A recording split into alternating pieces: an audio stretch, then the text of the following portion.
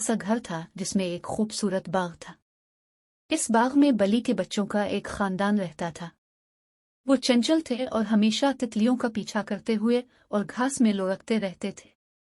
एक धूप की सुबह जब वो इधर उधर घूम रहे थे, उन्होंने झाड़ियों के पीछे से एक नरमी अनोखी आवाज सुनी। मुतजस्सिस उन्होंने आवाज का पीछा किया और एक छोटा कांपता हुआ बली का बच्चा अकेले पाया। वो डर गई और खो गई। मेहरबान बली के बच्चों ने अपने नए दोस्त की मदद करने का फैसला किया। उन्होंने इसे थोड़ा सा दूध पेश किया और इसे गर्म रखने के लिए इसके गिर्द लिपटे। खोए हुए बली के बच्चे का खौफ आहिस्ता आहिस्ता खत्म हो गया और वो इत्मीनान से चीखने लगी। बली के बच्चों ने मिलकर खोए हुए बली के बच्चे के घर को तलाश करने का मंसूबा बनाया।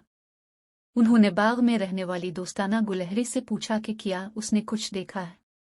गुलहरी को पड़ोस के दूसरी तरफ एक घर देखना याद आया जहां गुमशुदा बली का बच्चा हो सकता है। अज़्म और टीम वर्क के साथ बली के बच्चे और खोए हुए बली के बच्चे अपने एडवेंचर पर निकल पड़े। वो सड़कों को अबूर करते, बाड़ पर चढ़ते और गुलहरी की हिदायत पर अमल करते। आखिरकार वो घर पहुंच गए जिसका जिक्र गुलहरी ने किया था। खोए हुए बली के बच्चे ने इस जगह को पहचान लिया और खुशी से म्यान मारने लगा। घर पर मौजूद खानदान अपने खोए हुए बली के बच्चे को सही सलामत देखकर बहुत खुश था। उन्होंने उनकी मदद के लिए मेहरबान बली के बच्चों का शुक्रिया अदा किया और उन्हें तरीफी निशान के तौर पर इलाज पेश किया। बली के बच्चे थके हुए लेकिन खुश होकर घर वापस आ गए। इस दिन से वो दोस्ती और जरूरतमंदों की मदद करने का सही मतलब जानते थे।